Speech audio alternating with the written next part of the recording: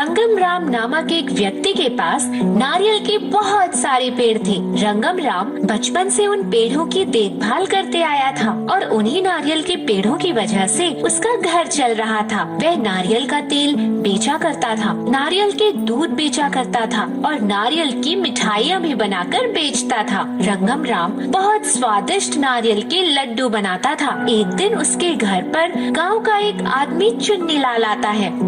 रंगराम, घर पर हो तो जरा बाहर आओ। हाँ भाई, घर पर ही हूँ।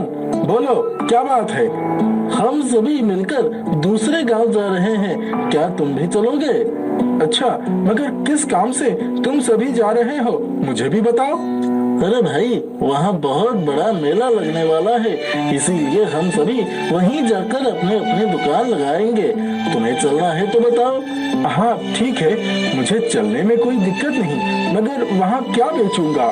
अरे बहुत सारी चीज है, जैसे तुम वहाँ अपने नारियल के लड्डू भी बेच सकते हो। हाँ भाई, ये सही कहा तुमने, मैं वहाँ नारियल के लड्डू ही बेचूंगा। बताओ कब चलना है, मैं तब तक सामान तैयार कर लूंगा। 3 दिन बाद चलना है, तब तक तुम आराम से मिठाइयाँ तैयार कर लो। चुन्नी लाल वहाँ से चला जाता है और रंगम राम नारियल के लड्डू बनाने के लिए सारा सामान इकट्ठा करने लगता है। 3 दिन बीत चुके थे। दूसरे गांव में मेला लगने का समय आ चुका था। चुन्नी लाल रंगम राम के घर उसे बुलाने आता है। चलो भाई, जल्दी चलो, 3 घंटे में मेला शुरू होने वाला है। हम सभी जल्दी से अपनी दुकान खोल देंगे। हाँ भाई चलो, मेरा भी सारा सामान तैयार है।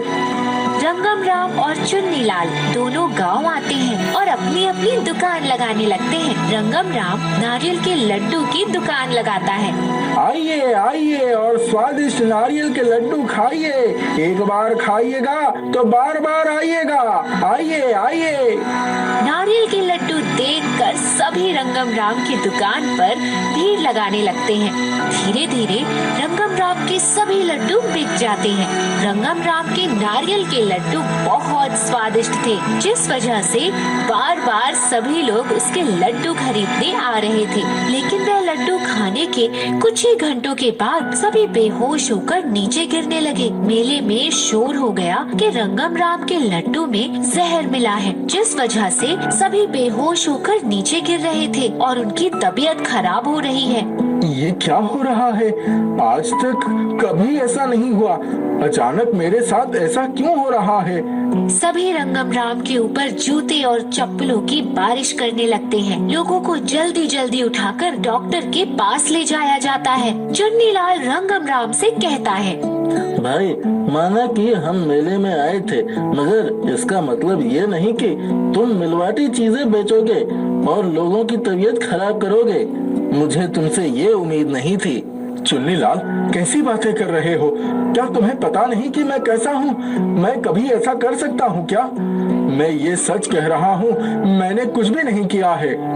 अब इन सब का क्या फायदा? जो होना था वो हो गया। तुम्हारी ही लड्डू खाने की वजह से सभी की तबीयत खराब हो गई है। इसे झुटलाया नहीं जा सकता, यही सच्चाई है। अब जल्दी से यहाँ से भाग लो, नहीं तो तुम्हारी बहुत पिटाई होगी। रंगम राम वापस घर आ जाता है, लेकिन उसे कुछ समझ नहीं आ रहा था कि अचानक लड्डू खाने के बाद सभी की तबीयत क्यों बिगड़ गई। रंगम राम बहुत उदास हो जाता है। ऐसा क्या डाल दिया मैंने जो लोगों की तबीयत खराब हो गई?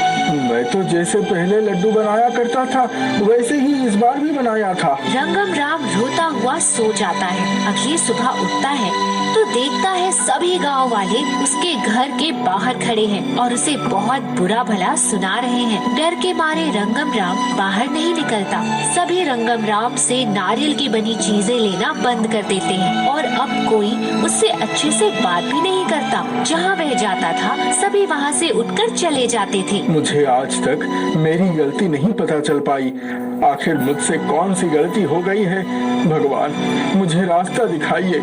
रंगम राम लोगों की कड़वी बातें सुनकर घर आकर सो जाता।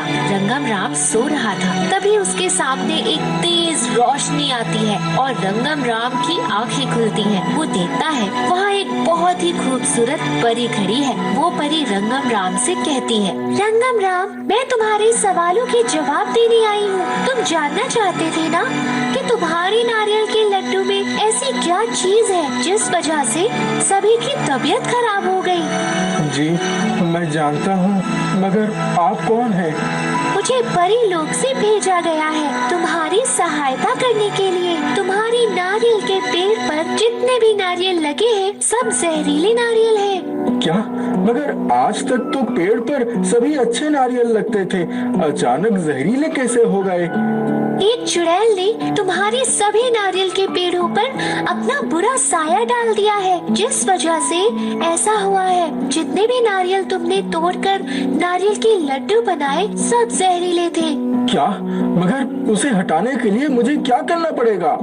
इसीलिए तो मैं यहाँ आई हूँ। चलो आओ मेरे साथ। रंगम राम और परी नारियल के सभी पेड़ों के पास जाते हैं। परी अपनी छड़ी घुमाती है, जो जैसा था उसे वैसा कर दे और उस चुड़ैल का साया यहाँ से भगा दे। इतना कहकर परी छड़ी घुमाती है। वापस से सभी नारियल के पेड़ पर अच्छे नारियल लग जाते हैं और बुरे साए वाले नारियल गायब हो जाते हैं। यह देखकर रंगम राम बहुत खुश होता है। अब सभी पेड़ अच्छे हो गए हैं, इन पर बिल्कुल अच्छे नारियल होंगे। तुम इनका इस्तेमाल कर सकते हो।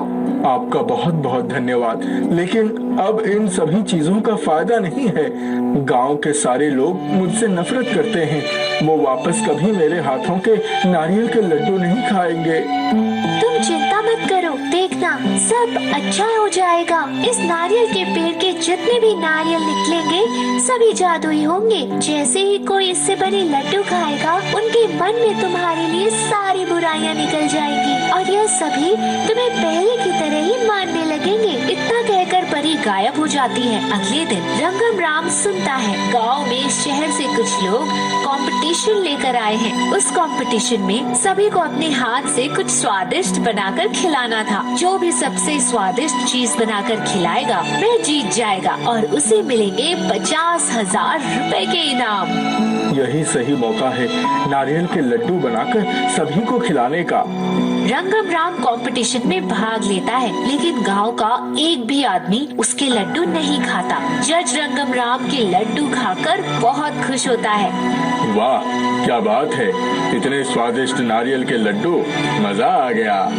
रंगम राम को इस कंपटीशन का विजेता बनाया जाता है। तब जाकर धीरे धीरे गांव वाले हिम्मत करके आते हैं और वह जादुई नारियल के लड्डू उठाकर खाने लगते हैं। जादुई नारियल के लड्डू खाते हैं सभी के मन में रंगम राम के प्रति जितनी बुरी भावनाएं थी सब खत्म हो जाती है। रंगम राम को 50,000 रुपए का इनाम दिया जाता है और सभी उसके लिए तालियां बजाते हैं।